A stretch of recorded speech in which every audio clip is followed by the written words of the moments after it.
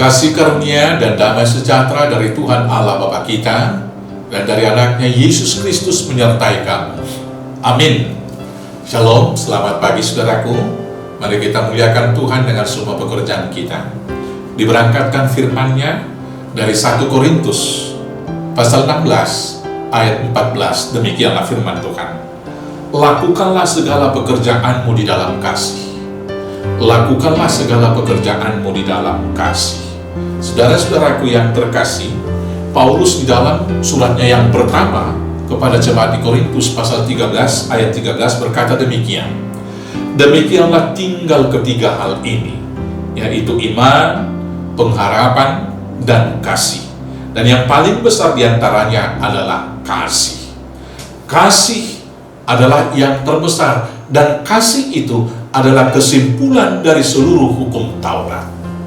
Itulah jawaban Tuhan Yesus juga ketika ditanyakan orang-orang Farisi, hukum mana yang terutama dari semua hukum Taurat itu? Maka dalam Matius 22 itu, Tuhan Yesus menjawab, kasihi Tuhan Allahmu dengan segenap hidupmu, dan kasihi sesamamu seperti dirimu sendiri. Itulah kesimpulan seluruh hukum Taurat dan kitab para nabi. Dan hari ini firman Tuhan mengatakan kepada kita, lakukanlah segala pekerjaanmu di dalam kasih. Ketika kita melakukan firman Tuhan dengan kasih, maka kasih itu akan membuat kita pertama sekali peduli dan perhatian terhadap orang yang dikasihi. Tahun 80-an ada lagu Mariana mengatakan, Tina Mariana, aku mau makan, ingat kamu. Aku sedang belajar, ingat kamu. Aku mau tidur, ingat kamu. Dalam semua totalitas hidupnya, orang yang kasmaran, yang dalam kasih itu mengingat dan perhatian terhadap orang yang dikasihinya. Sebagai orang Kristen, demikian kita kiranya mengingat pengorbanan Kristus. Dalam tiap helaan napas, kita harus senantiasa rindu dan ingat Tuhan Yesus Kristus. Dengan kasih yang dari Kristus, kita melakukan perbuatan-perbuatan besar, melakukan perbuatan-perbuatan yang bagi manusia tidak mungkin, seperti seorang ibu yang berbadan kecil karena cinta kasihnya kepada anak-anaknya, supaya anak-anaknya sekolah, dia mampu bekerja keras, bertani di sawah, berangkat jam 5, memacul sawahnya mulai jam 6, dan nanti pulang setengah 7 atau jam 7 dari sawah.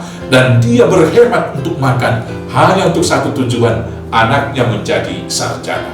Begitulah hebatnya kuasa kasih itu. Karena itulah di dalam Kidung Agung dikatakan, kasih itu atau cinta kuat bagai maut. Luar biasa. Dengan kasih kita akan diberanikan.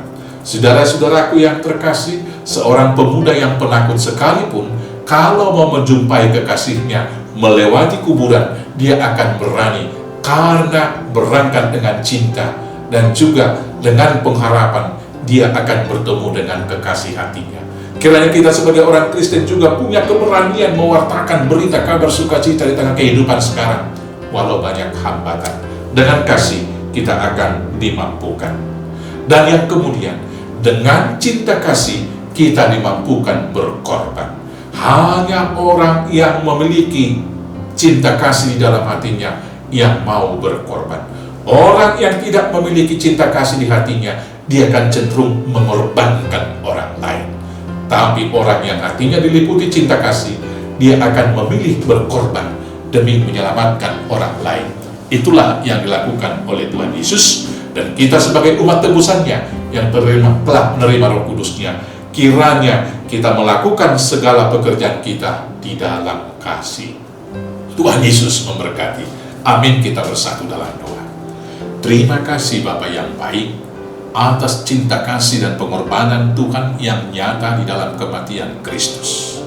Mampukan kami melakukan semua tugas panggilan kami di dalam kasih, agar dengan demikian kami penuh perhatian, penuh kerinduan, mampu melakukan hal-hal yang besar, dan berani untuk bersaksi dalam kehidupan. Dan selanjutnya, kami memberikan kurban yang terbaik untuk kemuliaan Tuhan. Hanya di dalam nama Kristus Yesus Tuhan Juru Selamat kami yang hidup. Amin. Selamat beraktivitas. Tuhan Yesus memberkati. Oras, oras, oras.